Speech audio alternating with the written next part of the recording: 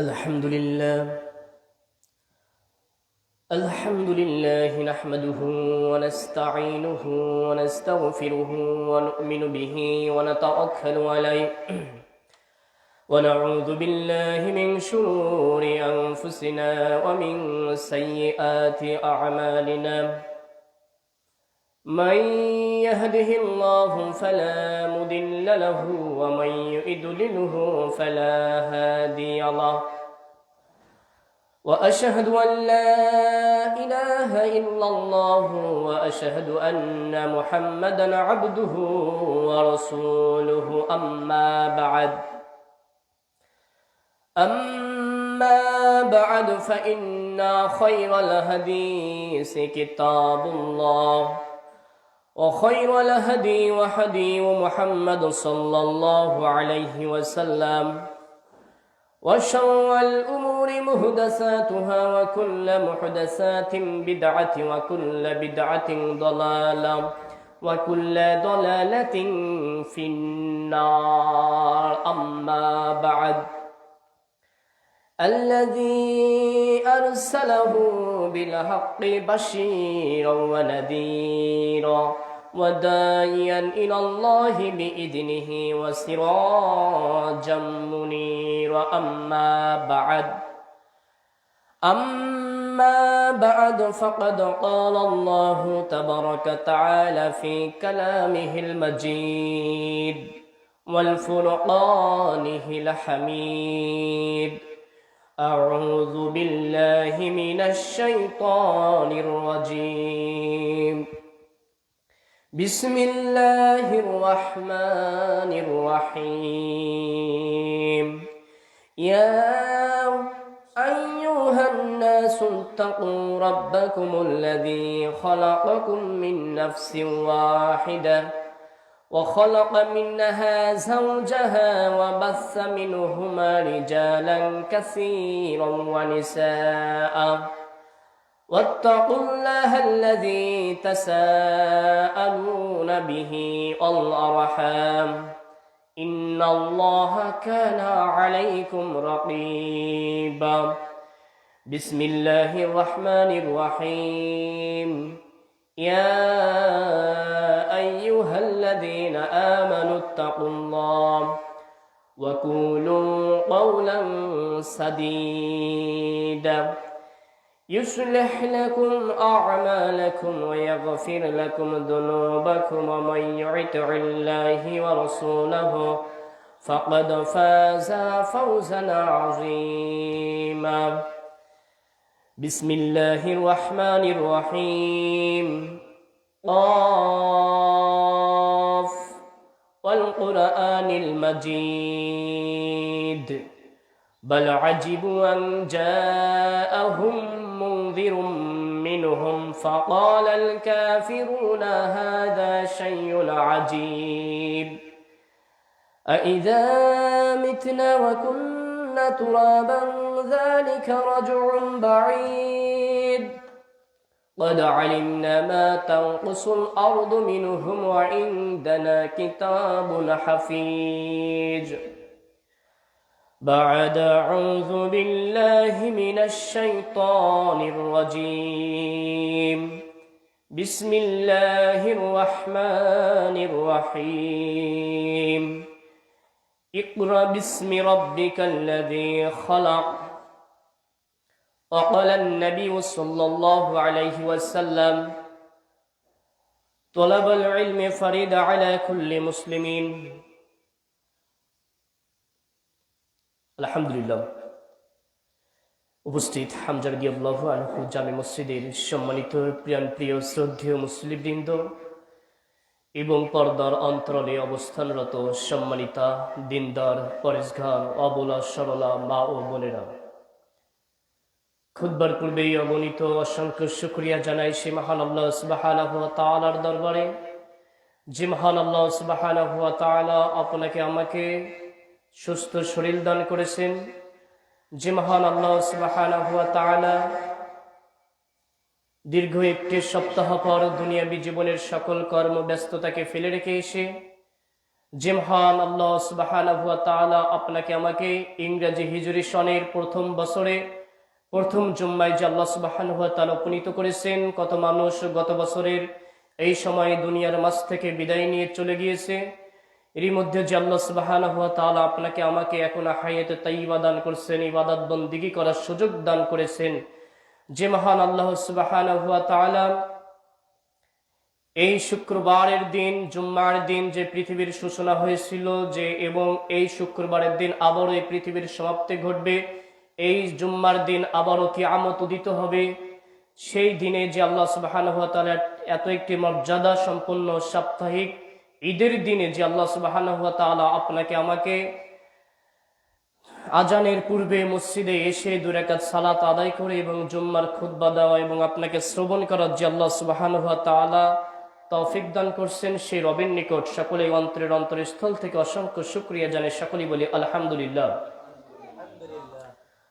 অতঃপর দুরূদ সালাম শান্তির দ্বারা বর্ষিত হতে থাকুক সেই নবীর প্রতি, যে নবীর আদর্শকে বাস্তবায়ন করে আমাদের এই সামান্যতম ক্ষুদ্র প্রচেষ্টা, যে নবীর 23 বছর বৈপ্লবিক সাধনায় আজকে পশুর সমতুল্য মানুষ পরশের সমতুল্য হতে পেরেছে, যে কিয়ামতের দিন প্রত্যেকটি ব্যক্তি, প্রত্যেকটি নবী, প্রত্যেকটি রাসূল ইয়া নাফসি করে হাহাকার করতে থাকবে। সেদিন একজন ব্যক্তি বলবেন ইয়া উম্মতি।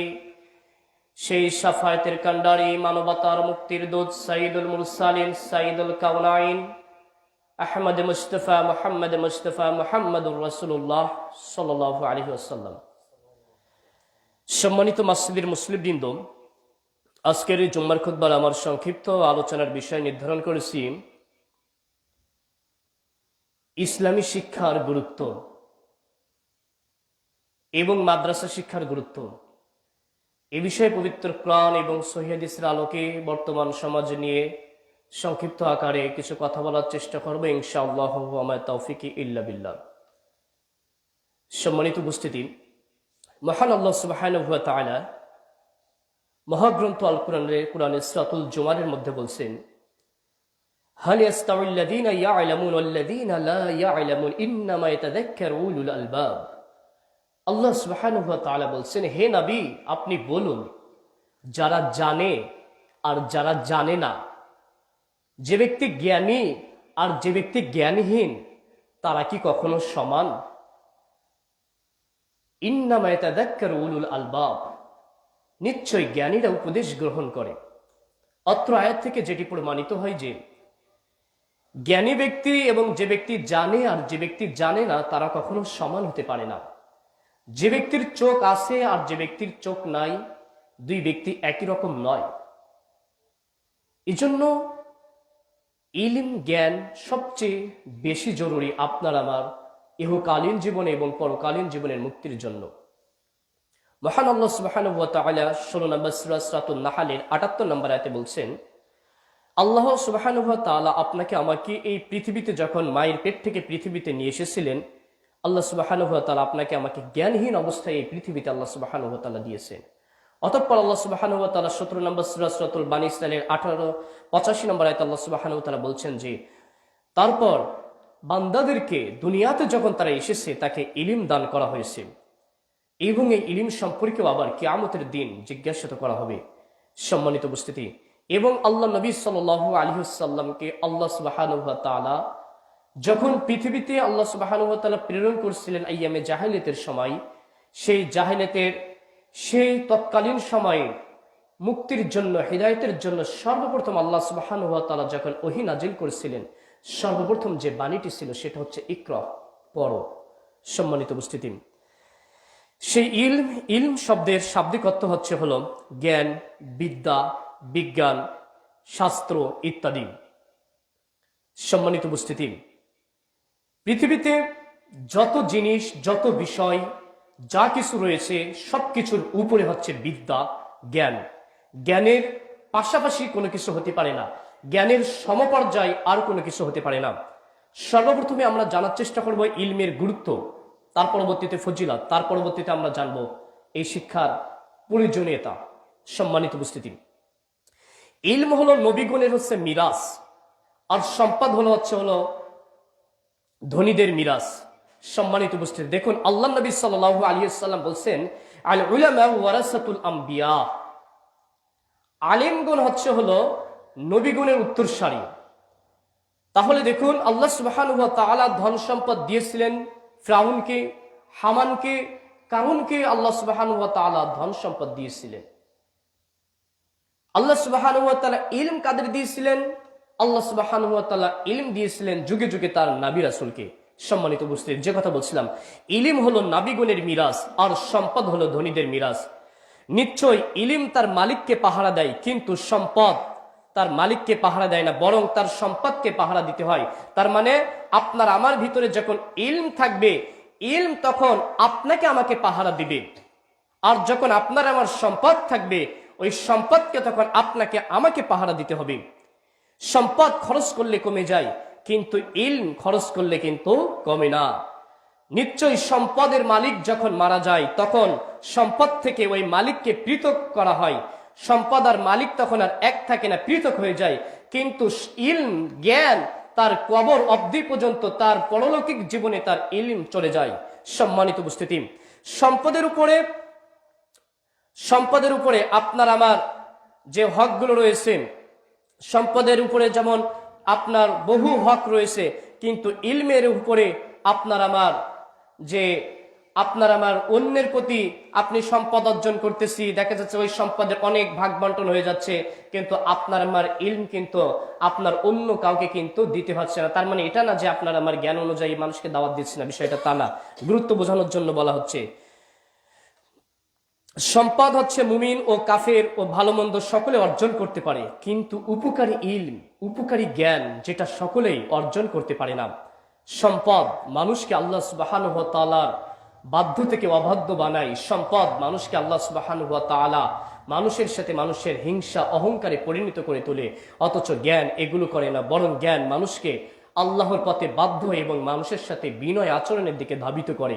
সম্মানিত উপস্থিতি, সম্পদ মানুষকে মৃত্যুর দিকে, সম্পদ মানুষকে সবসময় মৃত্যুকে অপছন্দ করায়, আর জ্ঞান সবসময় মৃত্যুর দিকে, আল্লাহ সুবহানাহু ওয়া তাআলার দিকে ধাবিত করে তোলে। সম্মানিত উপস্থিতি, যে কথা বলছিলাম ইলমের গুরুত্ব সম্পর্কে মহান আল্লাহ সুবহানাহু ওয়া তাআলা মহাগ্রন্থ আল কোরআনে বহু আয়াত অবতীর্ণ করেছেন। প্রথমে আল্লাহ সুবহানাহু ওয়া তাআলা যে জ্ঞান হিসাবে আপনাকে আমাকে আল্লাহ সুবহানাহু ওয়া তাআলা প্রাধান্য দিয়েছেন। প্রথম আল্লাহ সুবহানাহু ওয়া তাআলা যে কলম হিসাবে সৃষ্টি করছেন, মহাগ্রন্থ আল কোরআনের 29 নম্বর পারা 68 নম্বর সূরা সূরাতুল কলম আমরা সবাই জানি। এখানে আল্লাহ সুবহানাহু ওয়া তাআলা একটি সূরায় অবতীর্ণ করেছেন। সম্মানিত উপস্থিতি, আল্লাহ সুবহানাহু ওয়া তাআলা বলছেন, ইন্না আউওয়ালা মা খালাকাল্লাহুল কলম ফাকালা উকতুব। আল্লাহ সুবহানাহু ওয়া তাআলা বলছেন, হে কলম তুমি লিখো। সম্মানিত উপস্থিতি, একাধিক আয়াত, পরবর্তীতে আরো আয়াত রয়েছে। যেহেতু এই বিষয়ে আমি সম্পূর্ণ এই আয়াতগুলো বলতে গেলে আমার ওই আলোচনাগুলো হবে না, এই কারণে আমি মূল আয়াতগুলো শুধু বলে যাচ্ছি। এরপরে আল্লাহ সুবহানাহু ওয়া তাআলা মহাগ্রন্থ আল কোরআনের সূরাতুল বাকারার মধ্যে আল্লাহ সুবহানাহু ওয়া তাআলা বলছেন যে আমি আদম আলাইহিস সালামকে আমি সম্মান দিয়েছি, মর্যাদা সম্পন্ন করেছি সবার চেয়ে তাদের জ্ঞানের মাধ্যমে। আল্লাহ সুবহানাহু ওয়া তাআলা বলছেন, ওয়া আলামা আদামুল আসমাআ কুল্লাহা, আমি আদম আলাইহিস সালামকে আমি নাম শিক্ষা দিয়েছি, আদম আলাইহিস সালামকে সকল বস্তুর শিক্ষা দিয়েছি। সম্মানিত উপস্থিতি, এই জন্য দুনিয়াতে জ্ঞানের কারণে মানুষকে আল্লাহ সুবহানাহু ওয়া তাআলা দুনিয়াতে সম্মান করেছেন।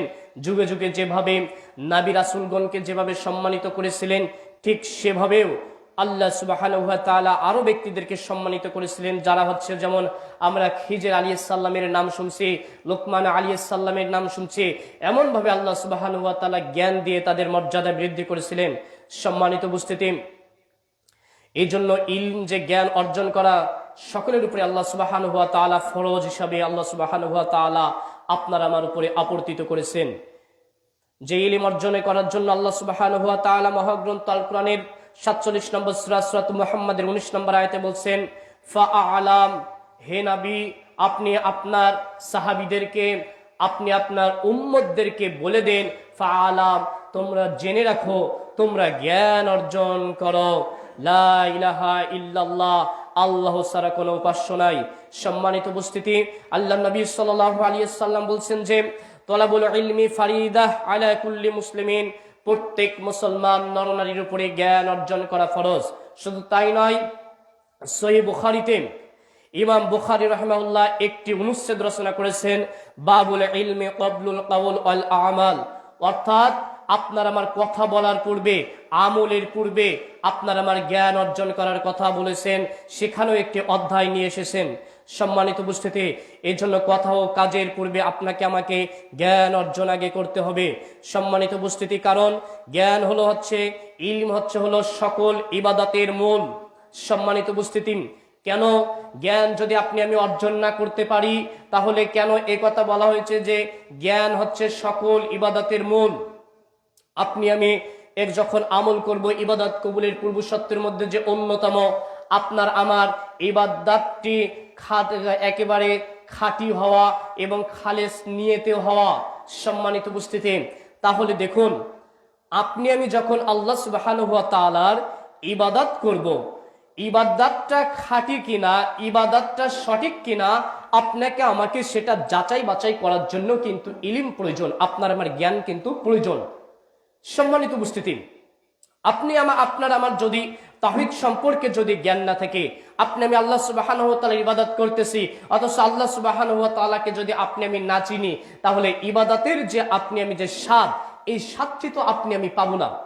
প্রতি রাকাতে প্রতিদিন আপনি আমি সালাত আদায় করতেছি আর কি বলতেছি, ইয়্যাকা না'বুদু ওয়া ইয়্যাকা নাস্তাঈন, হে আল্লাহ, কেবলমাত্র শুধুমাত্র তোমার নিকট আল্লাহ, তোমার নিকটে আমরা তোমার কাছে ইবাদত করতেছি, কেবলমাত্র তোমার ইবাদত করতেছি।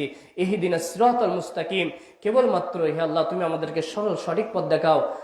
আমরা শুধু আল্লাহর কাছে সালাতে দাঁড়াচ্ছি আর বলতেছি, হে আল্লাহ তোমার নিকট শুধু আমরা ইবাদত করতেছি, অথচ সালাত শেষ হয়ে যাচ্ছে, আবারও আমরা মাজারে গিয়ে তখন মাথা নত করতেছি, আর সালাত শেষ হয়ে যাচ্ছে, আবারও বাহিরে গিয়ে আপনি আমি দুনিয়ার যত অন্যায় অশ্লীল কাজ, সেই কাজে আপনি আমি যাচ্ছি।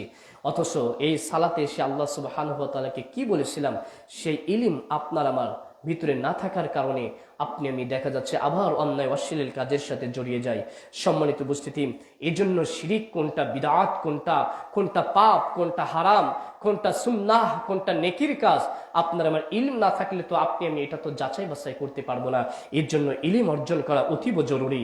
সম্মানিত উপস্থিতি, এই জন্য প্রত্যেক ব্যক্তিকে আল্লাহ নবী সাল্লাল্লাহু আলাইহি ওয়াসাল্লাম ইলম অর্জন করার জন্য গুরুত্ব দিয়েছেন। এবং এই ইলম হচ্ছে, ইবনুল কাইয়িম রাহিমাহুল্লাহ বলেন, এই ইলম হচ্ছে মানুষের নূর, ইলম হচ্ছে হলো আলো। আর যে ব্যক্তির মধ্যে ইলম নাই, ওই ব্যক্তি হচ্ছে অন্ধকারে নিমজ্জিত হবে। সম্মানিত উপস্থিতি, আপনার আমার আকীদা ও আমল সহিহ হওয়ার ভিত্তি কিন্তু ইলম। অর্থাৎ আপনি আমি যদি না জানি কোনটা সঠিক আর কোনটা ভুল, আপনি আমি যখন না জানবো, তখন কিন্তু আপনি আমি সেই ভুলের মধ্যে কিন্তু চলে যাব। সম্মানিত উপস্থিতি, মনোযোগ দিয়ে শ্রবণ করার চেষ্টা করুন। আপনি আমি ইলম অর্জন করা অতীব কেন জরুরি একটুখানি বোঝার চেষ্টা করুন। আপনি আমি যখন সালাত আদায় করতেছি, প্রত্যেকটি ইবাদত করতেছি, ইবাদত করার সময় ইবাদতের সঠিক নিয়ম কি, আল্লাহ নবী সাল্লাল্লাহু আলাইহি ওয়াসাল্লাম কিভাবে ইবাদত করেছেন, কিভাবে আপনার আমার মাঝে শিক্ষা দিয়েছেন, সেই জিনিসটা, সেই বিষয়টা, সেই পদ্ধতিটা যদি আপনি আমি না জানি, তাহলে আপনার আমার ওই আসল ইবাদত কিন্তু আপনি আমি বুঝতে পারবো না। যে কথা হাদিসটি প্রথমে আমি জুম্মার খুতবার মধ্যে বলছিলাম যে তলাবুল ইলমি ফারিদা আলা কুল্লি মুসলিমিন, এখানে আল্লাহ নবী সাল্লাল্লাহু আলাইহি ওয়াসাল্লাম বলেননি তলাবুল ইলমি ফারিদা আলা কুল্লি উলামা, জ্ঞান অর্জন করা প্রত্যেক আলেমের উপরে ফরজ। আল্লাহ সুবহানাহু ওয়া তাআলা আল্লাহ নবী সাল্লাল্লাহু আলাইহি সাল্লামের মাঝে এভাবে বলেননি যে জ্ঞান অর্জন করবে শুধু আলেমরা, জ্ঞান অর্জন করবে শুধু হুজুরেরা, বিষয় তা না। আল্লাহ নবী সাল্লাল্লাহু আলাইহি ওয়াসাল্লাম বলছেন প্রত্যেক মুসলমান নরনারী, তার মানে যারা আমরা দুনিয়াতে মুসলিম হিসাবে দাবি করতেছি, আপনাকে আমাকে সবাইকে জ্ঞান অর্জন করতেই হবে, আপনাকে আমাকে জ্ঞান অর্জন করতেই হবে, ইলম অর্জন করতে হবে। কি জ্ঞান? পরবর্তীতে আসতেছি। সম্মানিত উপস্থিতি, প্রথমত আপনাকে আমাকে বেসিক ভাবে ইসলামের যত নলেজগুলো রয়েছে, সব নলেজগুলো আপনাকে আমাকে জানা লাগবে। আপনি আমি যদি কিভাবে সালাত আদায় করতে হয়, সিয়াম পালন কিভাবে করতে হয়, সিয়াম ভঙ্গের কারণ, সালাতের ওয়াক্ত সমূহগুলো, পিতামাতার সাথে আচরণ কেমন হবে, ইসলামের যত বেসিক যত কাজগুলো রয়েছে, এই জ্ঞানগুলো যদি আপনি আমি অর্জন না করতে পারি, তাহলে আপনার আমার জীবনের পুরোটাই বৃথা হয়ে যাবে। সম্মানিত উপস্থিতি, এজন্য আপনাকে আমাকে প্রথমত ইলম সম্পর্কে, ইলমের গুরুত্ব সম্পর্কে আপনাকে আমাকে ভালোভাবে উপলব্ধি করতে হবে। তা না হলে আপনার আমার আকীদা ঠিক হবে না, আমল ঠিক হবে না। দেখুন আল্লাহ নবী সাল্লাল্লাহু আলাইহি ওয়াসাল্লাম যে কথা বলছেন, জ্ঞান অর্জন করা প্রত্যেক মুসলমান নরনারীর উপরে ফরজ। সবাইকে জ্ঞান অর্জন করতে হবে, আমল সবাইকে করতে হবে। আপনি আমি তাহলে যে আমলটা করতেছি, সে আমলটা তাহলে কি আপনি আমি জ্ঞান ছাড়া কি যাচাই বাছাই করতে পারবো? আপনার আমার আমলটা বিশুদ্ধ নাকি ভেজাল রয়েছে, সে আমলটাকে আপনি আমি এমনিতে যাচাই বাছাই করতে পারবো না। কি করতে হবে? আপনাকে আমাকে জন্য ইলম অর্জন করতে হবে, সঠিকভাবে জানতে হবে।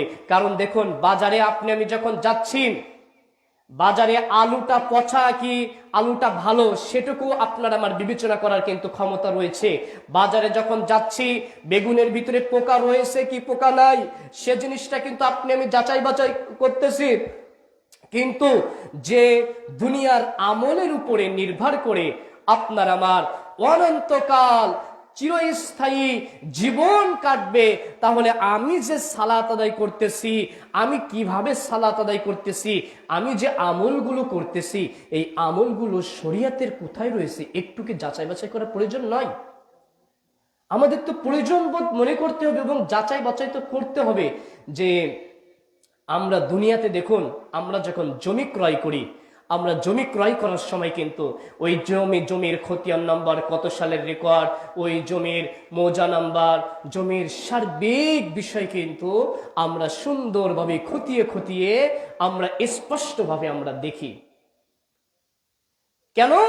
এই 60 বছর দেখা যাচ্ছে জমি কিনে মানুষ 30 বছর 40 বছর বয়স পার হয়ে মানুষ বাসে গড়ে 60 থেকে 70, তার মানে 30 বছর থাকবে ওই জমিতে। তার জন্য এত যাচাই বাছাই করে আপনি আমি ওই জমিতে ক্রয় করতেছি।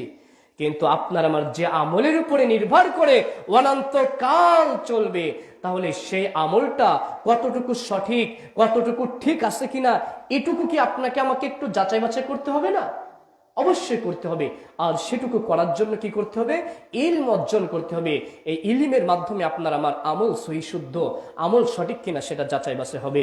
সম্মানিত উপস্থিতি, এজন্য আল্লাহ নবী সাল্লাল্লাহু আলাইহি ওয়াসাল্লাম আরো বলছেন যে, সাদ ইবনে আবু ওয়াক্কাস রাদিয়াল্লাহু আনহু তে বর্ণিত, আল্লাহ নবী সাল্লাল্লাহু আলাইহি ওয়াসাল্লাম বলছেন, ফাদলুল ইলম আহাব্বু ইলাল মানফাদ।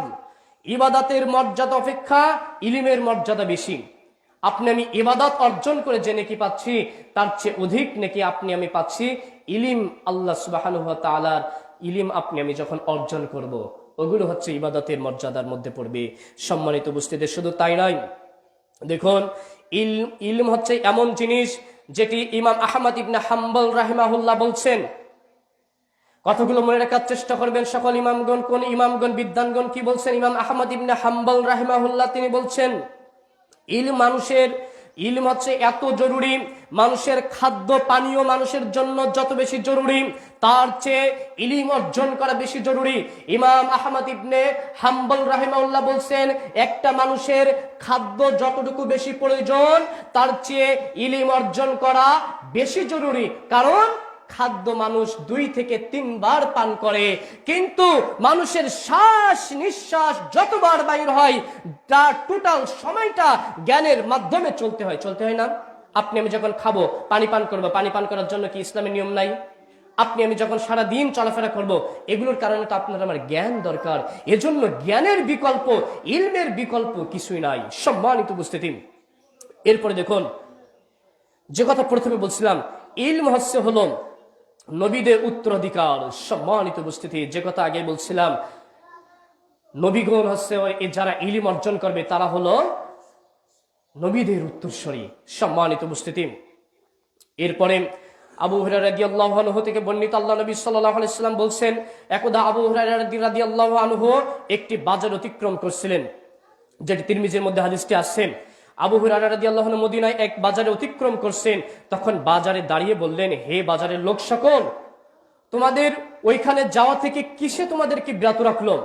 তোমরা কি তোমাদের প্রাপ্য অধিকার, তোমরা ওখানে যে একটি বিষয় বন্টন করা হচ্ছে, তোমরা কি সেগুলোকে নিবা না? তখন হচ্ছে হলো ওই বাজারের লোকেরা তখন আবু হুরায়রা রাদিয়াল্লাহু আনহুকে বললেন, জি আমরা নিব। তখন বললেন কোথায়? তখন মসজিদে নববীকে দেখা দিলেন। তখন বললেন তোমরা ওইখানে যাও। তখন বাজারের ওই সকল লোকেরা মসজিদে নববীতে গেলেন। যাওয়ার পরে তারা তখন হচ্ছে হলো আবার আবু হুরায়রা রাদিয়াল্লাহু আনহু ওইখানে থাকলেন। যাওয়ার পরে তখন চলে আসলেন। তখন আবু হুরায়রাকে বললেন, হ্যাঁ আবু হুরায়রা, আমাদেরকে তো মসজিদে নববীতে যেতে বললেন, ওখানে হচ্ছে হলো বন্টন করা হচ্ছে, মিরাজ বন্টন করা হচ্ছে, আল্লাহ নবীর মিরাজ বন্টন করা হচ্ছে, আমরা তো কিছু পেলাম না। তখন আবু হুরায়রা বললেন, দুর্ভাগ্য হচ্ছে তোমাদের প্রতি, তোমরা হচ্ছে কতই না দুর্ভাগ্যবান। এভাবে আফসোস করে আবু হুরায়রা রাদিয়াল্লাহু আনহু বলছেন যে তোমরা কতই না দুর্ভাগ্যবান, তোমরা কি দেখোনি সেখানে তারা সালাত আদায় করতেছে, সেখানে তারা ধর্মের বিষয়ে কথা বলতেছে, হালাল হারাম বিষয়ে কথা বলতেছে। সম্মানিত উপস্থিতি, তখন বলছেন হ্যাঁ এটা তো দেখেছি। তখন আবু হুরায়রা রাদিয়াল্লাহু আনহু বললেন, এটাই তো মহানবী সাল্লাল্লাহু আলাইহি সাল্লামের মিরাজ।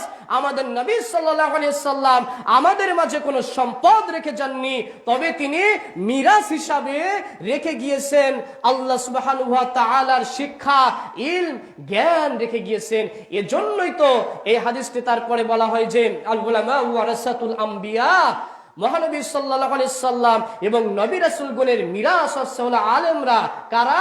যারা জ্ঞান অর্জন করবে। সম্মানিত উপস্থিতি, তাহলে নবী সাল্লাল্লাহু আলাইহি সাল্লামের মিরাস যদি আপনি আমি নিতে চাই, নবী সাল্লাল্লাহু আলাইহি সাল্লামের যে মিরাস থেকে আপনি আমি সম্পদ নিতে চাইলে আপনাকে আমাকে জ্ঞান অর্জন করতে হবে। সম্মানিত উপস্থিতি, বোঝার চেষ্টা করুন। আল্লাহ নবী সাল্লাল্লাহু আলাইহি সাল্লাম বলছেন যে ইলম অর্জন করা হচ্ছে হলো জিহাদকারী ব্যক্তি যত বেশি নেকি পাবে, জিহাদকারীর ব্যক্তির ন্যায় হচ্ছে হলো ইলম অর্জন করা ব্যক্তি। কারণ আপনি আমি যখন জিহাদেও যাব, তরবারি কিভাবে চালাবো, কিভাবে জিহাদ করব, সেটার জন্য কিন্তু আপনার আমার প্রথমে জ্ঞান অর্জন করতে হবে। সম্মানিত উপস্থিতি, এই জন্য ইলমের বহু ফজিলাত আল্লাহ নবী সাল্লাল্লাহু আলাইহি সাল্লাম বর্ণনা করছেন।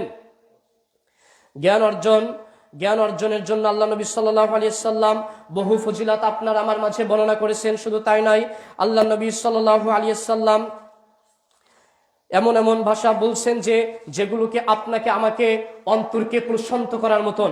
আল্লাহ নবী সাল্লাল্লাহু আলাইহি সাল্লাম মহানবী সাল্লাল্লাহু আলাইহি সাল্লামকে আল্লাহ সুবহানাহু ওয়া তাআলা মহাগ্রন্থ আল কোরআনের সূরাতুল মুজাদালার মধ্যে বলছেন যে মুজাদালা 11 নম্বর আয়াতে, ইয়ারফাল্লাহু আল্লাযীনা আমানু মিনকুম ওয়াল্লাযীনা উতুল ইলমি দারাজাতিন, তোমাদের মধ্যে যারা ঈমান এনেছে এবং যাদেরকে ইলম দেওয়া হয়েছে আমি তাদের দুনিয়াতে এবং পরকালে তাদের মর্যাদা বহুগুণে বাড়িয়ে দেব। সুবহানাল্লাহ।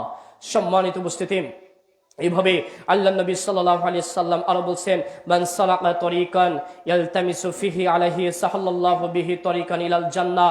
আল্লাহ নবী সাল্লাল্লাহু আলাইহি সাল্লাম বলছেন, যে ব্যক্তি ইলম অর্জনের জন্য আল্লাহর রাস্তায় বাহির হয়ে গেল, আল্লাহ সুবহানাহু ওয়া তাআলা তার জন্য জান্নাতের পথকে সহজ করে দেয়। সুবহানাল্লাহ। সম্মানিত উপস্থিতি, আল্লাহ নবী সাল্লাল্লাহু আলাইহি সাল্লাম আরো বলছেন, ওয়া ইন্নাল মালাইকাতু লা তাসউ আজনিহা রিদাউ লিতালিবিল ইলম। আল্লাহ নবী সাল্লাল্লাহু আলাইহি সাল্লাম বলছেন যে যখন আল্লাহর সন্তুষ্টির জন্য কোনো ব্যক্তি ইলম অর্জনের জন্য বাইর হয়ে যায়, তখন আল্লাহ সুবহানাহু ওয়া তাআলা তখন তাদেরকে ফেরেশতাদের মাধ্যমে আল্লাহ সুবহানাহু ওয়া তাআলা বিছানা বিছিয়ে দেয়। সুবহানাল্লাহ। এভাবে আল্লাহ সুবহানাহু ওয়া তাআলা ইলম অর্জনের বহু ফজিলত বর্ণনা করছেন। সম্মানিত উপস্থিতি, আমি সংক্ষিপ্তভাবে বলার চেষ্টা করছিলাম ইলম অর্জনের গুরুত্ব সম্পর্কে, ইলম অর্জনের ফজিলত সম্পর্কে। সম্মানিত উপস্থিতি, এরপরে আপনারাকে আমাকে যে বিষয়ে জানতে হবে, যে বিষয়ে আজকের আলোচনার মূল আলোচনা আমার যেটি, সে বিষয়ে এখন আলোচনা। সম্মানিত উপস্থিতি,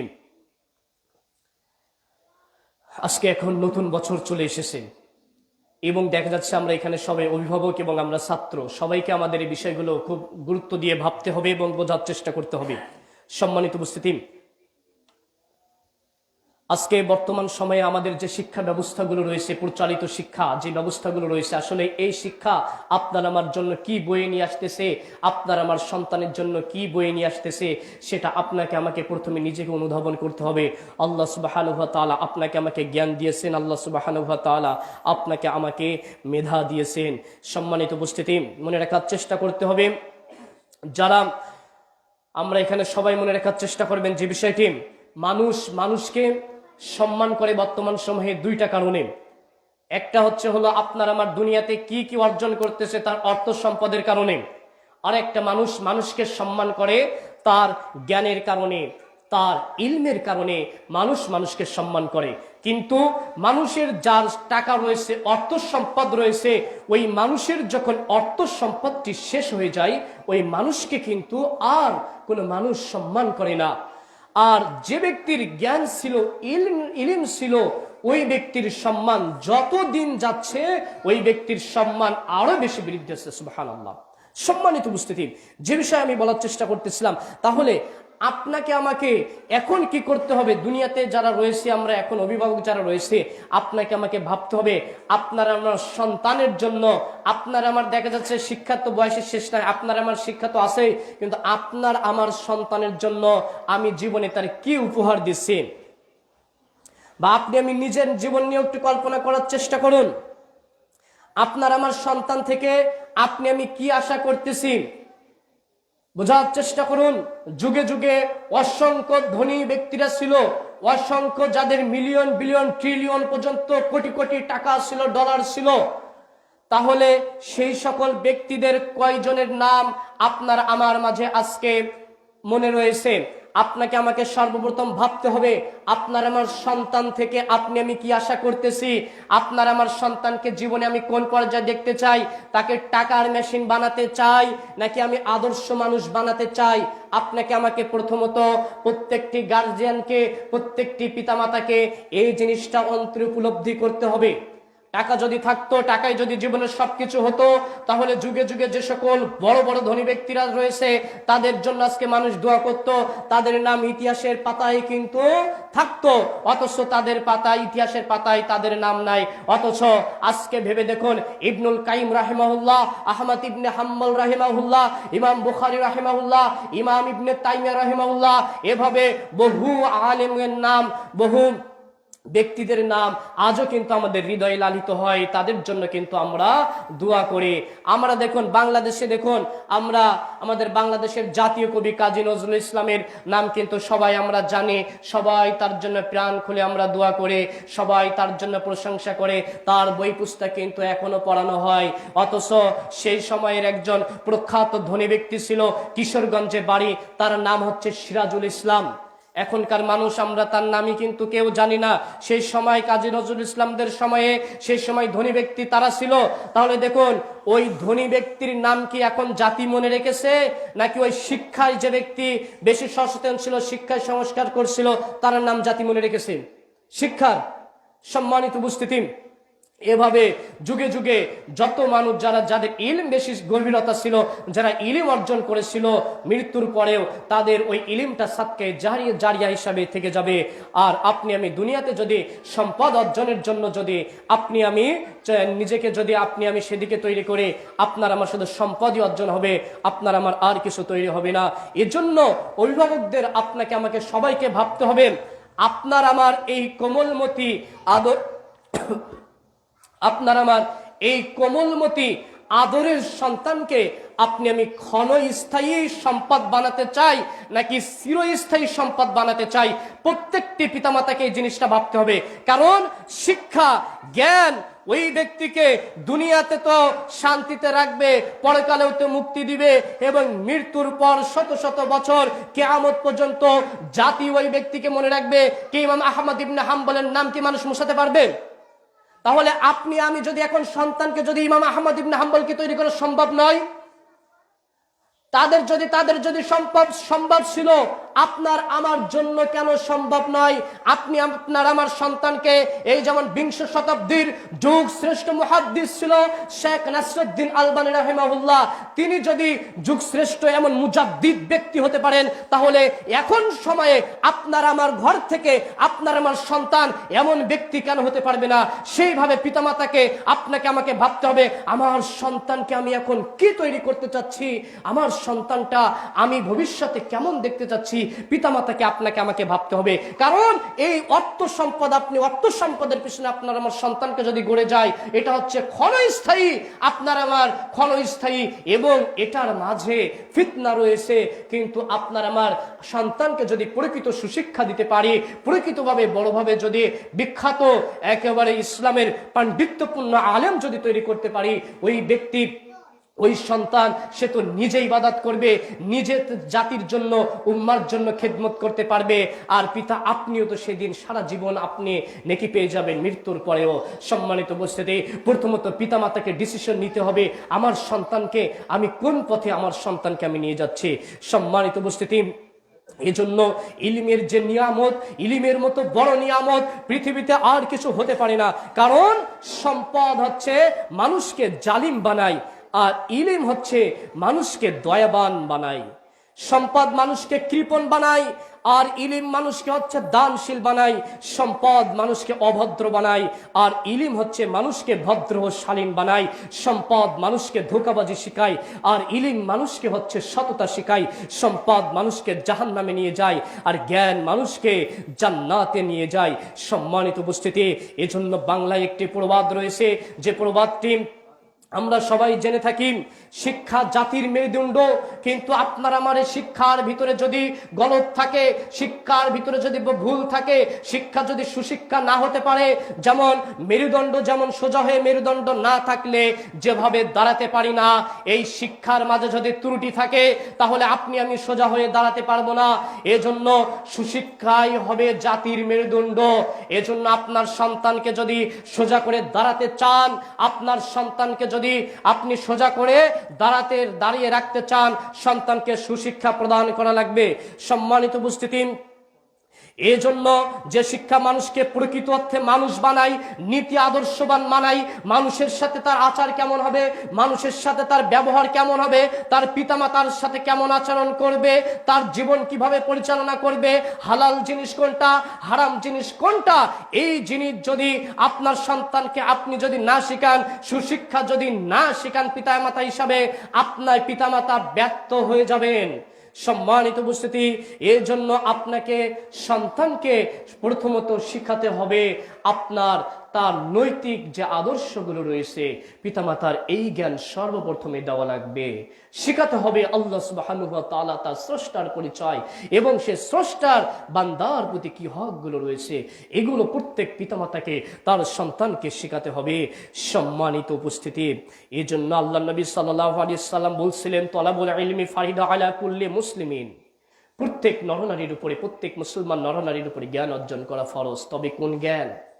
আপনাকে আমাকে জানতে হবে সালাতের ওয়াজিব কয়টি, সালাতের আরকানগুলো কয়টি, আল্লাহ সুবহানাহু ওয়া তাআলা কোথায় রয়েছেন, আপনার আমার শিরিক সম্পর্কে জানা লাগবে। আপনার আমার দুনিয়ার যত আল্লাহ সুবহানাহু ওয়া তাআলা ইবাদতগুলো দিয়েছেন, ইসলামের যত নলেজগুলো রয়েছে, এগুলো আপনাকে আমাকে সবগুলো জানা লাগবে। তারপরে আপনার আমার সকল যে জ্ঞান, বাকি যে জ্ঞানগুলো রয়েছে, সেই জ্ঞানগুলো আপনাকে আমাকে সকলকে অর্জন করতে হবে, সন্তানকে শেখাতে হবে।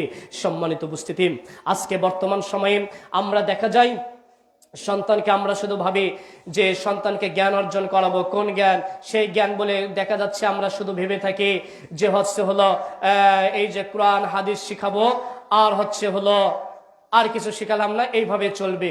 আসলে বিষয়টা তো এমন না।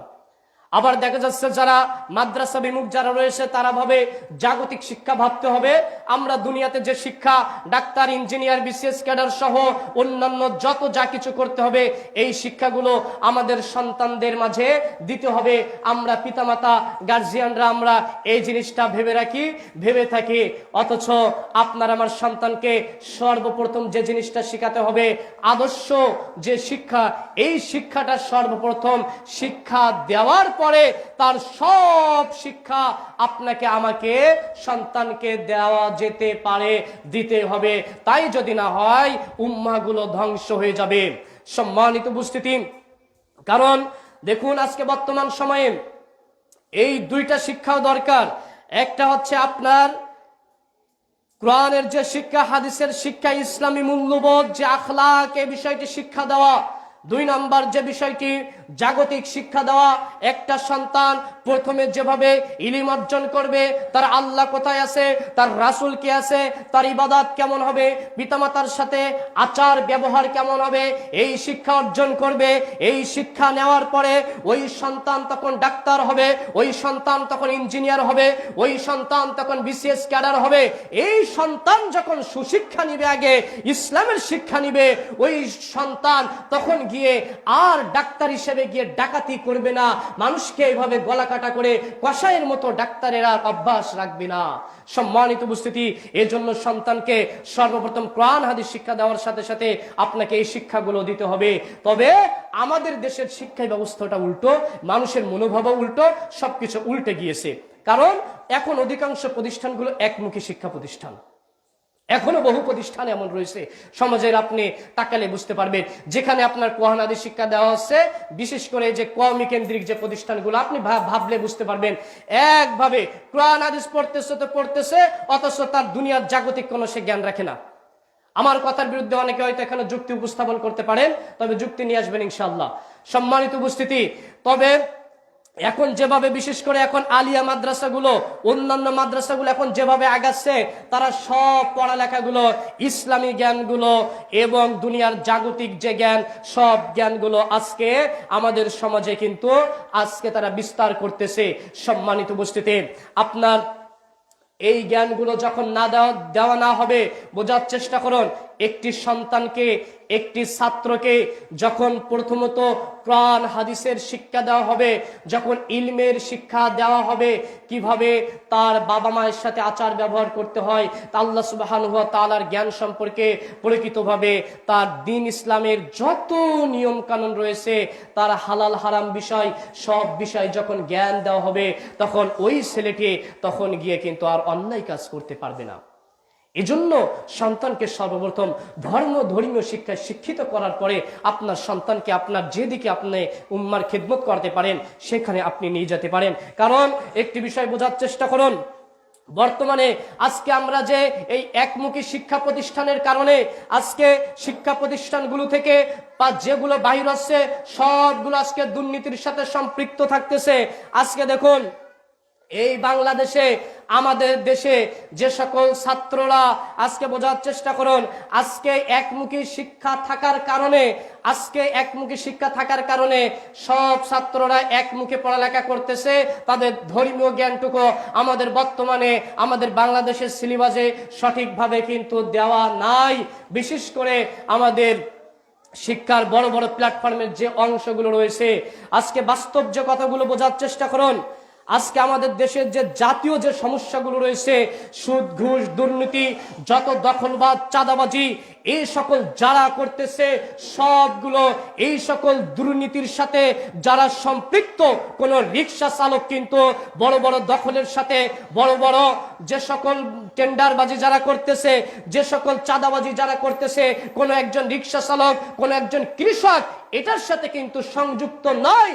বাংলাদেশের বুকে যত দুর্নীতি রয়েছে, যত অন্যায় কাজগুলো রয়েছে, যত বড় বড় চাঁদাবাজি রয়েছে, এগুলো সবগুলো করতেছে এই যারা হচ্ছে বিশ্ববিদ্যালয় কলেজ থেকে পড়ুয়া বাইর হয়ে এই সকল বড় বড় ডিগ্রি নিয়ে যারা বাইর হচ্ছে, এদের দ্বারাই কিন্তু সমাজের যত দুর্নীতি, সমাজের যত সুদ, সমাজের যত ঘুষ, এরাই কিন্তু করতেছে।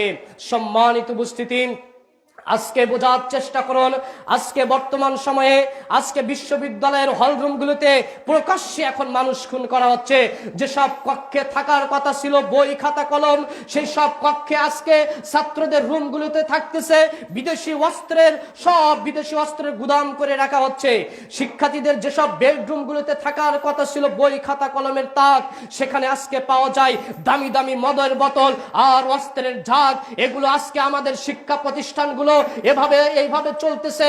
আর এখান থেকে ছাত্ররা যখন বাইর হবে, তাহলে এদের থেকে উম্মার জন্য আপনি আমি কি আশা করতে পারি? সম্মানিত উপস্থিতি, আপনি ভেবে দেখুন, ঢাকা বিশ্ববিদ্যালয় প্রতিষ্ঠা হয়েছে 1921 সালে প্রতিষ্ঠাতা হয়েছে। বোঝার চেষ্টা করুন, সেখান থেকে এখন 2025 সাল চলে। এই সময় আপনার এই যে 104 বছর হয়ে গেছে, এই 104 বছরের মধ্যে ঢাকা বিশ্ববিদ্যালয় থেকে 350 অধিক ছাত্ররাই খুন করেছে বিশ্ববিদ্যালয় থেকে।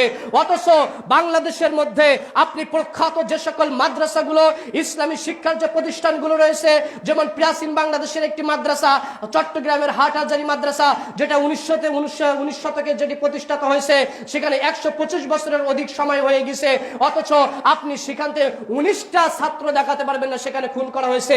আপনি মাদ্রাসার ইতিহাসে জরিপ করে দেখুন, যেখানে ছাত্রদেরকে কঠোরভাবে আঘাত করে ওই ছাত্রদেরকে হত্যা করেছে, একটি ইতিহাসও আপনি খুঁজে দেখাতে পারবেন না। আজকে ধর্মীয় জ্ঞান না থাকার কারণে আজকে আপনার আমার সোনার সন্তানকে আমি বাহিরে পাঠিয়ে দিচ্ছি, লাশ হয়ে বাড়ি ফিরে আসতেছে। তাহলে এই শিক্ষা ব্যবস্থা থেকে আমি কি আশা করতে পারি? আর এই শিক্ষার মাধ্যমে এই সমাজ কি পাবে, আর উম্মারিরা কি খেদমত করবে? এজন্য আপনাকে আমাকে সচেতন হতে হবে, প্রথম আপনাকে আমাকে সতর্ক হতে হবে। এজন্য আমি বলতে চাই, কেউ মনে কিছু নেবেন না, আমি বারংবার বলতে চাই, এই ইসলাম হচ্ছে এই জাগতিক শিক্ষার বিরুদ্ধে নয়। মনে রাখার চেষ্টা করবেন, আমি পূর্বে যে কথাগুলো বলছিলাম মনে রাখার চেষ্টা করবেন। ইসলাম জাগতিক শিক্ষার বিরুদ্ধে নয়। ইসলাম যখন আপনাকে আমাকে প্রথমে বিশুদ্ধ জ্ঞান অর্জন করতে হবে, স্রষ্টার পরিচয় জানা লাগবে, আদর্শ শিক্ষা অর্জন করা লাগবে। সর্বপ্রথম বেসিক ভাবে ইসলামের যত নিয়ম কানুন রয়েছে প্রথমত সেভাবে তাকে জানা লাগবে। যেভাবে এখনো সৌদি আরবে দেখবেন তাদের প্রথমে তাদের একাডেমিক ভাবে আগে তাদের কোরআন হাদিসগুলো শেখানো হয়, ইসলামী মূল্যবোধগুলো শেখানো হয়, তারপরে তার যে বিষয় রয়েছে, যে বিষয়ে যেতে চাই সে বিষয়ে যেতে পারবে। আপনার আমার শিক্ষা ব্যবস্থা, আপনার আমার সন্তানকে এভাবে গড়ে তুলতে হবে যে আমার সন্তানকে আমি সর্বপ্রথম কোরআন হাদিসের ভিতরে, কোরআন হাদিসের একেবারে দক্ষ, একেবারে যোগ্য ব্যক্তি হিসাবে সর্বপ্রথম আমার সন্তানকে আমি গড়ে তুলব। তারপরে আমি আমার সন্তানকে যেদিকে ইচ্ছা আমি সেদিকে নিয়ে যাব। আর এটা নিয়ে যেতেই হবে, কারণ মনে কেউ কষ্ট নিয়েন না, এখানে অনেক অভিভাবকরা আছেন, আপনারা অনেক সময় আমার সাথে কথা হয়, আমি 3টা জিনিস খুব ভালো করে দেখছি, শুধু আপনারা না বহু জায়গায় দেখেছি। একটা সন্তানকে যখন মাদ্রাসায় ভর্তি করাই তখন ওই বাবা কি স্বপ্ন নেয়, বলে কি, আমি মাঝে মধ্যে একটু প্রশ্ন করে দেখি আপনার সন্তানকে নিয়ে আপনি কি আশা করেন। ওই ব্যক্তি যখন অধিকাংশ ম্যাক্সিমাম 10% ব্যক্তি তখন ভাবে যে আমি আমার সন্তানকে আলেম বানাতে চাই। তারপরে জিজ্ঞাসা করি, আচ্ছা আলেম হয়ে আপনার সন্তানটা করবে কি? আলেম হিসেবে আপনি কি দেখতেছেন? আলেম বলতে কি বুঝেন? তারপরে একটা নাম বলে আলেম হবে, 2 নম্বরে বলে আমার হয়তো কি করবে, মসজিদে ইমামতি করবে, মাদ্রাসায় চাকরি করবে, 2 নম্বর। 3 নম্বর কি করে? 3 নম্বর হলো এই বক্তব্য দিয়ে এই যে বক্তা পেশায় চলে যায়, হারামি পেশা যেটি, এই যে এই 3টা পেশায় চলে যায়। এখন বর্তমান সময়ে মাদ্রাসায় যখন একটা ছাত্রকে ভর্তি করে, বাবা মা 3টা উদ্দেশ্য মাথায় রাখে, বক্তব্য দিবে, মাদ্রাসায় শিক্ষা করবে, মসজিদে ইমামতি করবে। এই 3টার কারণে আজকে মুসলিম জাতির অধঃপতন। এই 3টার সেন্স যত সময় মাথা থেকে বাহির না করতে পারবো তত সময় এই জাতি কোনোদিন উন্নত হতে পারবে না। এই আজকে বাংলাদেশের প্রত্যেকটি মানুষের প্রত্যেকটি মাদ্রাসাতে প্রত্যেকটি জায়গায় এইভাবে শিক্ষা দেওয়া হচ্ছে, এই ব্যক্তি হচ্ছে ইমামতি করবে, মাদ্রাসায় চাকরি করবে, বক্তব্য দিয়ে বেড়াবে, এর বাইরে হচ্ছে মাদ্রাসা শিক্ষার এর বাইরে বিস্তার করা হচ্ছে না। এই কারণেই আজকে হুজুরদের অধঃপতন, মাদ্রাসা শিক্ষার প্রচলিত যে শিক্ষা রয়েছে এই শিক্ষার অধঃপতন। কিন্তু আজকে মুসলিম জাতির ইতিহাসের দিকে আপনি তাকালে বুঝতে পারবেন, উসমানিয়া শাসনামল কতশো বছর রাজত্ব করছিল? 800 বছর রাজত্ব করছিল উসমানিয়া শাসনামলে। উসমানিয়া শাসনামলে তাদের একজন, সেই সময় সুলতান সুলাইমানের আমলে সে সময় একজন ইমাম নিয়োগ দিলে তাকে নিম্নে তাকে 6টা যোগ্যতা অর্জন করা লাগতো। কয়টি? 6টি যোগ্যতা অর্জন করা লাগতো। তার মধ্যে সর্বপ্রথম একটি ইমাম নিয়োগ দিলে তার যে যোগ্যতা অর্জন করা লাগতো, সেই সময় 4টা ভাষা জানা লাগতো, তাকে আরবি জানা লাগতো, তাকে ইংরেজি জানা লাগতো, তাকে উর্দু জানা লাগতো, তাকে ফরাসি জানা লাগতো। প্রথমে 4টি ভাষা জানা লাগতো ইমামের প্রথম নিয়োগ। 2 নাম্বার যে বিষয় ছিল, ওই উসমানিয়া শাসন আমলে একজন ইমাম হতে গেলে 2 নাম্বার যে বিষয়, তাকে তুলনামূলক ধর্মতত্ত্ব জানা লাগবে। যেভাবে ইসলাম ধর্ম জানবে ওইভাবে আবার সে অন্যান্য ধর্ম জানবে। 3 নাম্বার ওই 4 নাম্বার ওই ব্যক্তিকে তখন জানা লাগবে, তাকে হচ্ছে যুক্তিবিদ্যা, মান্তিক বিদ্যা জানা লাগবে। তারপরে 5 নাম্বার যে বিষয় ছিল, উসমানিয়া শাসন আমলে একজনকে ইমাম নিয়োগ দিতে গেলে তার 5 নাম্বার যে বিষয় ছিল, তাকে হচ্ছে অস্ত্র চালাতে পারদর্শী হওয়া লাগবে। তারপরে 6 নাম্বার যে বিষয় ছিল, যে যোগ্যতা অর্জন করা লাগতো, তাকে হচ্ছে সুঠাম দেহের অধিকারী হওয়া লাগবে। আপনি আমি ইমাম মানুষ, দেখা যাচ্ছে আপনি আমি যুদ্ধ করতেছি, এমন শরীরের কোনো সাইজ নাই, আপনি আমি সেখানে গিয়ে তো আর নেতাগিরি করতে পারবো না। 7 নাম্বার, তার মিষ্টি ভাষা হওয়া লাগবে। এই 7টি ছিল ওসমানিয়া আমলে একজন ইমাম নিয়োগ দিলে একটি এই যোগ্যতা লাগতো। আর এখন বর্তমান সময় দেখুন, ইমাম মানে কি নেতা, সেই সময় এই যোগ্যতা অর্জন করে নেতা হতো। আর এখনকার একটা ইমাম, অধিকাংশ মসজিদের ইমামরা রয়েছে কোরআন যেটা পড়তেছে ওই কোরআন শুধু মুখস্থ করেছে গাধার মতো, কিন্তু ওই কোরআনের মধ্যে কি রয়েছে একজন অধিকাংশ ইমামকে অর্থ করতে পারে না। আপনি খোঁজ নিয়ে গিয়ে দেখুন। এইভাবে আজকে মুসলিম সমাজ আজকে আমাদের মাঝে অধঃপতনের একেবারে ধ্বংসের অতল গহ্বরে নিমজ্জিত হয়ে গেছে। এজন্য আপনাকে আমাকে প্রথমে যে ভাবতে হবে, যে বিষয় আমি বলছিলাম, সন্তানকে আপনাকে জাগতিক শিক্ষা, কোরআন হাদিস শিক্ষা দেওয়ার পরে আপনার সন্তানকে পূর্ণাঙ্গভাবে আপনি সব শিক্ষা দিবেন। আপনার সন্তান যখন ডাক্তার হবে, আপনার সন্তান যখন ইঞ্জিনিয়ার হবে, আপনার সন্তান যখন বিসিএস ক্যাডার হবে, বোঝার চেষ্টা করুন। এখন ডাক্তারের কাছে গেলে কি করে, রিপোর্ট আপনার করতে হবে, একটা টেস্ট করতে হবে, 2টা টেস্ট, সেখানে রিপোর্ট দেয় কয়টা, 12টা রিপোর্ট দেয়। ওই ডাক্তার কি পায়, ওই প্রত্যেকটি রিপোর্টের সাথে 25% করে কমিশন পায়। এই কারণে কি করে, ওই ডাক্তার তখন হচ্ছে লাগতেছে 2টা রিপোর্ট, আপনার 12টা দিচ্ছে টেস্ট। তাহলে ওই সন্তানের মাঝে যখন ইসলামের জ্ঞান থাকবে, মানুষকে এভাবে গলাকাটা করবে না। আপনার ওই সন্তান যখন ইঞ্জিনিয়ার হবে, ওই রাস্তায় দেখুন দেখা যাচ্ছে ওই রাস্তার মোড়ে মোড়ে পিচটা একটু বেশি ঢালা থাকে, আর বাইরে যত জায়গায় থাকে রাস্তা শুধু ভাঙতে থাকে। ওই যেভাবে তার কাছে যে অনুদানগুলো আসছে সে সেখান থেকে মেরে গেছে, পিচগুলো সঠিকভাবে দেয় না। তার সন্তানের মাথায় যখন ওই জ্ঞান থাকবে, তখন কি ওই রাস্তার অবস্থা এমন হবে? রাস্তা কি মেরে খাবে? বাংলাদেশের এখন হচ্ছে হলো 9ম গ্রেডের যখন বিশেষ ক্যাডারের বেতন হচ্ছে 22,000 টাকা থেকে স্কেল শুরু, আর সকল ভাতা টাতা দিয়ে দেখা যাচ্ছে আপনার 42,000 টাকা আসে। বোঝার চেষ্টা করুন, আপনি দেখছেন কোন বিসিএস ক্যাডার, অধিকাংশ যারা হচ্ছে হলো সরকারি যারা প্রথম শ্রেণীর চাকরি, তাদের হচ্ছে হলো যখন চাকরির দেখা যাচ্ছে হলো পেনশনের আগেও দেখা যায়, পেনশনটা বাদই দিলাম, তার আগে বিল্ডিং হয় নাই, খুব কমই আছে। বোঝার চেষ্টা করুন, এটা কি এমনিতে সে বোঝার চেষ্টা করুন যে বিষয় আমি বোঝাতে চাচ্ছি। তাহলে ওই ব্যক্তি দেখা যাচ্ছে 50,000 টাকা বেতন, ওই ব্যক্তির 2টা গাড়ি হচ্ছে, সরকার যাদের গাড়ি দেয় না তাদের কথা বলতেছে, ওই ব্যক্তির একটা গাড়ি, 2টা বিল্ডিং, আর জমির পরে জমি, এগুলো কিভাবে আসে? এগুলো আসে কিভাবে? এই যে 50,000 টাকা বেতনে তার স্ট্যাটাস অনুযায়ী তার কিন্তু সংসার কিন্তু ভালোভাবে চলে না। বোঝার চেষ্টা করুন, তাহলে এগুলো আসে কিভাবে? সম্মানিত উপস্থিতি, যখন সবার মধ্যে সুশিক্ষা হবে, তখন কিন্তু ওই জায়গায় বসে ওই ক্যাডার কিন্তু দুর্নীতি করতে পারবে না। আমাদের যে কয়টা সিভিল সার্ভিসের ক্যাডারগুলো রয়েছে, সবাই যদি দুর্নীতি মুক্তভাবে তারা যদি তাদের সেক্টরে যদি কাজ করত, তাহলে এই সমাজের মাঝে এই দুর্নীতিগুলো কিন্তু আর থাকতো না।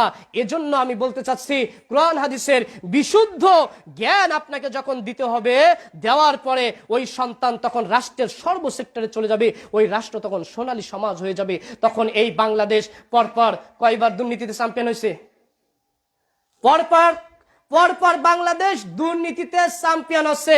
আচ্ছা, এই বাংলাদেশে কি বসবাস করতেছে অন্য ভিনদেশি মানুষ? আমরা না। তাহলে আমরা যদি জাতিগতভাবে যদি আমরা ঠিক থাকি, নিজের জায়গা থেকে ঠিক থাকি, তাহলে এই দুর্নীতি থেকে বারবার আমাদের চ্যাম্পিয়ন হওয়া লাগে?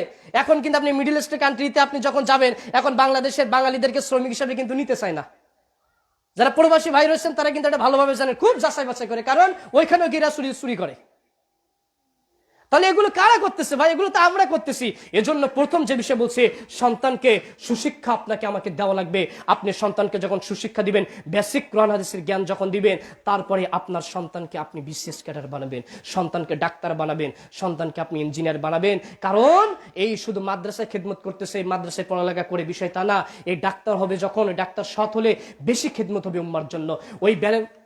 ওই যখন বিচারপতি যখন সৎ হবে, তখন সমাজের ন্যায্য বিচারটা তখন আসবে।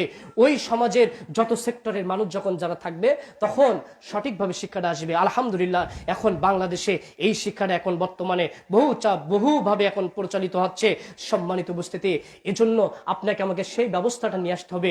আর এই একমুখী পড়ালেখা আপনাকে আমাকে বাদ দিয়ে নিয়ে আসতে হবে। প্রথম কোরআন হাদিসের শিক্ষা অর্জন করে যে সেক্টরে আপনারা যেতে পারেন, যেমন একজনের নাম বলি তাহলে আপনারা বুঝতে পারবেন। যেমন প্রফেসর ডক্টর আবু বকর জাকারিয়া স্যারকে তো আপনারা সবাই চিনেন, আমাদের কনফারেন্সে আসছিল প্রধান মেহমান হিসাবে। জাকারিয়া স্যারের ছেলে আব্দুর রহমান ভাই, তিনি যখন ঢাকা বিশ্ববিদ্যালয়ে পরীক্ষা দিয়েছিলেন, তিনি কিন্তু ফার্স্ট হয়েছিলেন। আবু বকর জাকারিয়া স্যারের ছেলে আব্দুর রহমান ভাই কিন্তু আইনের লতে কিন্তু পড়ালেখা করছেন। এখন আমাদের রাজশাহী বিশ্ববিদ্যালয় ওরা আইন বিভাগে প্রভাষক হিসাবে নতুন জয়েন করছেন। তার মানে আমি বলতে চাচ্ছি যে আপনি আমি যখন কোরআন হাদিসের শিক্ষা অর্জন করে সব বিষয়ে যখন যাব, তখন আপনার আমার ওই সেক্টরগুলো কিন্তু এই দুর্নীতি মুক্ত, এই সকল কোলাহল মুক্ত হয়ে যাবে। এখন দেখুন, এই যে মেডিকেল ভর্তি পরীক্ষায় কতজন বা মাদ্রাসার ছাত্র চান্স পেয়েছে ভেবে দেখুন। তাহলে আপনার সন্তানকে এগুলো তো শিক্ষা দিতে হবে। একমুখীর মধ্যে আপনি কওমি কেন্দ্রিক পড়ালেখার মধ্যে যদি বসে রেখে দেন, এই সন্তান দ্বারা কিছুই হবে না। এজন্য দেখুন, তামিল মিল্লাত থেকে আজকে যে প্রতিষ্ঠানের ছাত্র, কতগুলো ছাত্র বাইর হচ্ছে, কত ছাত্রগুলো আজকে বিশ্ববিদ্যালয়ে চান্স পাচ্ছে। যেমন নটরডেমের ছাত্ররা কিন্তু তামিল মিল্লাতের ছাত্রদের সাথে কিন্তু পারতেছে না। তাহলে আপনাকে আমাকে প্রথমে জ্ঞান শিক্ষা অর্জন করতে হবে, মাদ্রাসার শিক্ষা নিতে হবে। নেওয়ার পরে আপনি সব সেক্টরে চলে যান। আলহামদুলিল্লাহ, আমাদের অধিকাংশ আমার ফ্রেন্ডের তো সার্কেল থেকে, আমাদের যে সকল ফ্রেন্ড সার্কেল, আমার ব্যক্তিগত যে সকল সার্কেল রয়েছে, প্রথমত কোরআন হাদিসের শিক্ষা অর্জন করার পরে আমরা যারা অনার্সে গেছি, একজন ছাত্রও অ্যারাবিক ইসলামিক স্টাডিজ কোনো সাবজেক্ট নিয়ে পড়ছে না। আমার যে কোটা আমার বন্ধু রয়েছে, কেউ রাজশাহী বিশ্ববিদ্যালয় একজন আছে আইনে, ঢাকা ইউনিভার্সিটি রয়েছে আইনে, তারপরে ইকোনমিক্সে, তারপরে ইংলিশে, তারপরে অন্যান্য যে সকল যে জেনারেল যে সাবজেক্টগুলো রয়েছে সে সকল সাবজেক্টে। তো এর যে কারণ, আমি এই কথাগুলো এই কারণে বলতেছি যে এরা কিন্তু সবাই কিন্তু দাওরা পাস, সবাই কিন্তু ইসলামিক যে নলেজগুলো সবার মধ্যে কিন্তু আছে। এখনো যখন হচ্ছে ভার্সিটিতে যাই, তখনও কিন্তু সবাই কিন্তু কেউ কিন্তু পাঞ্জাবি ছাড়া যায় না, সে যে ডিপার্টমেন্টের হোক না কেন। বুঝতে পারছেন? আমি এই কথা বলতেছি এই কারণে, আপনার সন্তানকে আপনি প্রথম কোরআন হাদিস শিক্ষা দিবেন, তারপরে আপনার সন্তানকে দুনিয়া জাগতিক সব শিক্ষা দিবেন। ওর তখন আকীদা ঠিক থাকলে ও তখন ওই পদে তো আর পদস্খলন ঘটাবে না, ও তখন ওর জায়গায় ঠিকই থাকবে। সমাজ কিন্তু সে সোনালী সমাজে পরিণত হবে। সম্মানিত উপস্থিতি, এই জন্যই সেই কার্যক্রমগুলো হাতে নিয়ে সেইভাবে কিভাবে সুন্দরভাবে আপনার সন্তানকে বেসিক জন্য এমন ভাবে স্ট্রং করা যায়, সেইভাবে হামজা রাদিয়াল্লাহু আনহু কমপ্লেক্স আপনাদের পাশে রয়েছে। আলহামদুলিল্লাহ, এই হামজা রাদিয়াল্লাহু আনহু কমপ্লেক্স সেই স্বপ্ন নিয়ে, সেই আশা নিয়ে, সেই উদ্দেশ্য নিয়ে এভাবে আগাচ্ছে যে আপনার সন্তান এখানে যখন প্রথম 5 বছরে পড়বে, 5 বছরের মধ্যে সে হাফেজ হয়ে যাবে ইনশাআল্লাহ। আপনার সন্তানকে যখন আপনি শিশু শ্রেণীতে দিয়ে দেবেন, তখন থেকে ওই ব্যক্তি, ওই ছাত্র মক্তবে চলে যাবে। মক্তবে পড়ার পর থেকে নাজেরায় যাচ্ছে, নাজেরা শেষ করতে দেখা যাচ্ছে 1 2 লাগতেছে। এরপরে যখন ক্লাস 2তে পড়তেছে, 5 এর মধ্যে হাফেজ হয়ে যাচ্ছে। জেনারেল ক্লাস চলমান, এর মধ্যে তো সে বসে থাকতেছে না, এর মধ্যে ইংলিশের বেসিক জ্ঞান হচ্ছে, ম্যাথের বেসিক জ্ঞানগুলো হচ্ছে, দিনের বিশুদ্ধ জ্ঞান তো হচ্ছে। এরপরে জেনারেল যত জ্ঞান রয়েছে বেসিক ভাবে যখন স্ট্রং থাকতেছে, তখন পর্যায়ক্রমে সে বাইরে বড় বড় ক্লাসে উঠবে। বোঝার চেষ্টা করুন, এই যে বেসিক ভাবে যখন এই জ্ঞানগুলো অর্জন করবে, এই জ্ঞানগুলো যখন অর্জন করবে, তখন ওই যে বিশ্ববিদ্যালয়ে ভর্তি পরীক্ষার সময় বাইরে অন্যান্য বিশ্ববিদ্যালয়ে তারা যখন যাবে, তখন তাদের জন্য ওই ভর্তি পরীক্ষাগুলো কিন্তু সহজ হয়ে যাবে। আর তারা যখন ওই ভালো ভালো জায়গায় চান্স পাবে, তখন কিন্তু ওইখান থেকে পড়ালেখা শেষ করার পরে ভালো ভালো সেক্টরে যেতে পারবে। আর এগুলো পারে না কেন? যাইতে না পারার কারণ এই বেসিক দুর্বলতা থাকার কারণে। এজন্য আপনারা দোয়া করবেন আমাদের প্রত্যেকটি ছাত্রদেরকে আমরা যেভাবে আরবির জ্ঞান আমরা দিচ্ছি, সেইভাবে জেনারেল জ্ঞান পুঙ্খানুপুঙ্খ ভাবে একটি ছাত্রকে, একটি স্কুলে একটি ছাত্রকে যে শিক্ষা দেওয়া হয়, চ্যালেঞ্জ দিয়ে ইনশাল্লাহ বলতে পারি, তার সে একটি ছাত্র স্কুলে যখন পড়তেছে, সে কি পড়তেছে? শুধু জেনারেল যে বইগুলো পড়তেছে। আর আমাদের মাদ্রাসাতে জেনারেল বই তো থাকতেছে এক্সট্রা কি কোরআন হাদিস সে বেশি পড়তেছে। তাহলে কি স্কুলে যে ছাত্র পড়তেছে আর যে ছাত্র মাদ্রাসাতে পড়তেছে, সে বেশি জানছে নাকি কম জানছে? বেশি জানছে। তাহলে স্কুলের ছাত্ররা বরং কম জানতেছে, স্কুলের ছাত্ররা সে আর কোরআন হাদিস জানতেছে না। তাহলে আপনি আমি একজন মুসলিম হিসাবে, আপনি আমি কি চাই না আপনার আমার সন্তানটা কোরআন পড়ুক? আপনি আমি কি চাই না আপনার আমার সন্তানটা হাদিস পড়ুক? আপনি আমি তো চাই। সম্মানিত উপস্থিতি, সময় পার হয়ে গেছে, আমার আলোচনা দীর্ঘায়িত করতেছি না। এজন্য আপনাদেরকে বলতে চাই, আপনারা সকলে দোয়া করবেন এবং আমরা যে শিক্ষা কার্যক্রম যেভাবে আমরা হাতে নিয়েছি, আমরা যেন পুঙ্খানুপুঙ্খভাবে আপনাদের আমানত আমরা যেন বাস্তবায়ন করতে পারি এবং আমরা যেন এই সন্তানদেরকে যেন সম্পাদ্য হিসাবে আমরা যেন গড়ে তুলতে পারি। আল্লাহ সুবহানাহু ওয়া তাআলা কবুল করে নিন, আমিন। আপনারা জেনে খুশি হবেন যে আমাদের এই যে 2026 সালের প্রথম জুম্মা, এই কারণে বলছি 2025 সালে আমাদের কিন্তু 2টা ছাত্রী আমাদের এখান থেকে হাফেজা হয়ে চলে গেছে আলহামদুলিল্লাহ। আমাদের ইমারত ভাইয়ের মেয়ে, আপনারা চেনেন ডাক্তার ইমারত ভাইয়ের মেয়ে, আলহামদুলিল্লাহ সে মাত্র 1.5 বছরের মাঝে সে সম্পূর্ণ কোরআন মুখস্থ করেছে আলহামদুলিল্লাহ। তারপরে দিনী ভাই আপনার হচ্ছে হলো আমাদের গোলজার ভাইয়ের মেয়ে তাবাসসুম, এই একটা মেয়ে কিন্তু হাফেজ হয়েছে। তারপরে এখানে আমাদের রিপন ভাইয়ের মেয়ে তো হাফেজ হয়েছে, আপনারা জানছেন।